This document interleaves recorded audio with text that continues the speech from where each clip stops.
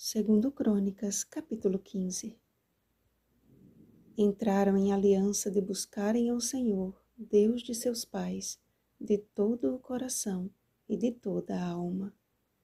Versículo 12. Asa não só promoveu reformas religiosas, mas reformas espirituais que mudariam o curso da nação. À semelhança do Reino do Norte, Judá se envolveu com os deuses estrangeiros e levou para dentro de seu território as mesmas abominações que o Senhor havia condenado. O terceiro rei de Judá liderou o povo num verdadeiro movimento de reavivamento e reforma, que foi confirmado e abençoado pelo Senhor através da profecia de Azarias, um profeta que aparece apenas neste capítulo da Bíblia, mas cujas palavras fortaleceram o coração de Asa e certamente continuam sendo uma força a ser considerada na vida de todo cristão que se dispõe no serviço do Senhor. A obediência de Asa gerou uma assembleia solene, reunindo todo o Judá e Benjamim, e também os de Efraim, Manassés e Simeão, que moravam no seu meio, porque muitos de Israel desertaram para ele, vendo que o Senhor, seu Deus, era com ele. E após oferecerem grande sacrifício ao Senhor, foi feita uma aliança nacional de buscarem ao Senhor, Deus de seus pais, de todo o coração e de toda a alma. Todo o Judá se alegrou por motivo deste juramento, e o Senhor lhes deu paz por toda a parte.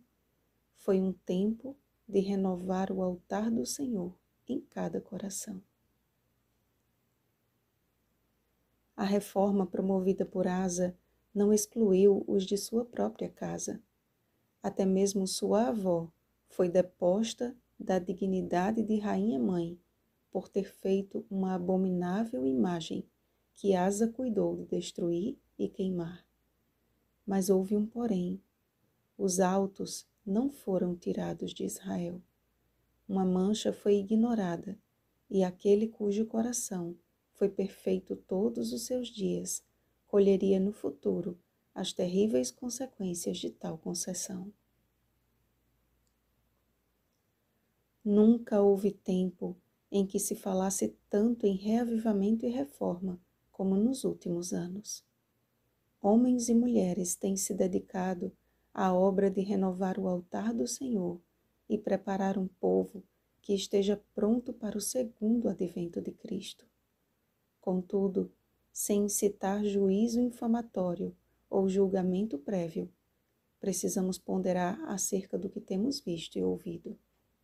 Há uma urgente necessidade de mudança no meio do povo de Deus, mas não é a mera aparência de piedade que identifica a verdadeira adoração.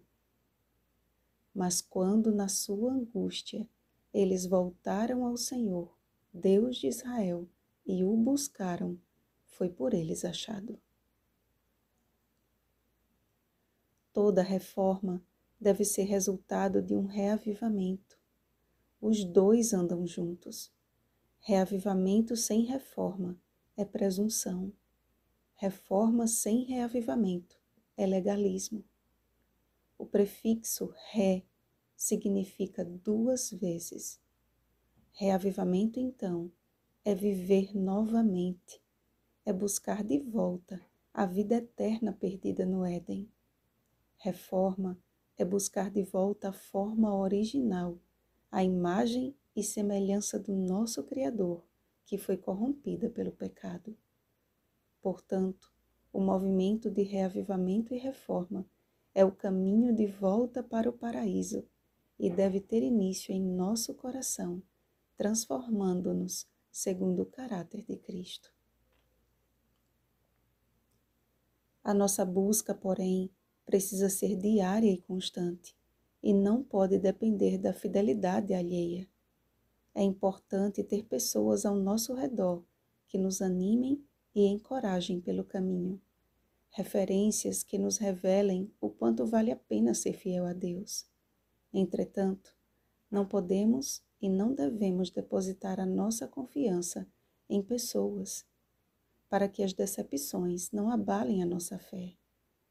Percebam que um dos motivos da apostasia de Israel foi por estar muito tempo sem o verdadeiro Deus, sem sacerdote que o ensinasse e sem lei. O conhecimento do Senhor é o bem mais precioso que podemos ter e compartilhar. Não o ignoremos, nem tampouco o guardemos só para nós, enquanto milhares desfalecem pelo caminho.